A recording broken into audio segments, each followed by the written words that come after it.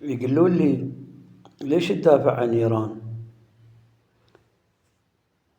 ليش تنشر عن إيران؟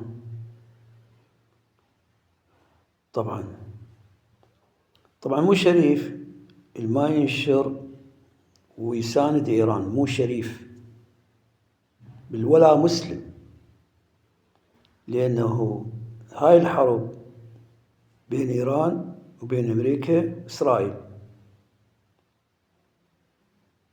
يقولون لي ذيل، يعني اللي يدافع عن الإسلام ذيل، اللي يدافع عن دولة مسلمة ذيل، بس اللي يدافع عن أمريكا مو ذيل. لا، هذا مو ذيل اللي يدافع عن أمريكا، هذا خنزير. شوف خلق لكم، أولا والله وبالله أنا صدري وصدر قح وما أتنازل، وباقي على تقليد السيد، ومقتدى بقلبي وبعيني، مقتدى بقلبي وبعيني، وأحب مقتدى وأفضله على كل السياسيين وأفضله على الكل. لكن إيران وقف وياها، ومو شريف الما يدافع عن إيران، والله وبالله مو شريف الما يدافع عن إيران، سواء عراقي أو عربي، لأنه إذا ما يدافع عن إيران يدافع عن إسرائيل وأمريكا. ما يدافع عن إيران، ما يدافع عن الإسلام، ولا تجدن أشد الناس عداوة للذين آمنوا اليهود والذين أشركوا.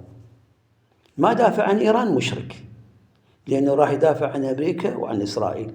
واللي يريد إيران تسقط هذا مو شريف وكلب ابن كلب، منين ما يكون، وأين كان مرجعه، وأين كان مذهبه، مو شريف وكلب ابن كلب.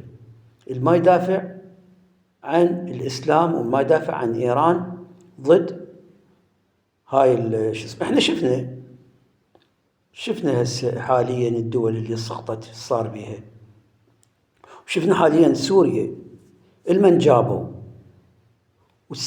وصار بسوريا، وشنو الحكومة اللي يخلوها بسوريا تقتل أقليات. فلا حد يزاود، ولا حد يصير على أساس هو وطني وينتقد الواحد إذا يدافع عن إيران.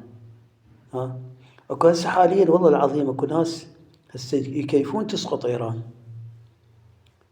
بس والله العظيم ما يشترون لك بنعال، ما يشترون لك أمريكا. دخل تسقط إيران، دخل يسقط العراق، ودخل تسقط الدول العربية، يخلونك أنت عربي ومسلم، يخلونك أنت عربي هسه مو مسلم، يخلونك أنت عربي بالقرآن بالنعال يدوسونك، يجيبون اليهود ويخلونهم قشمر.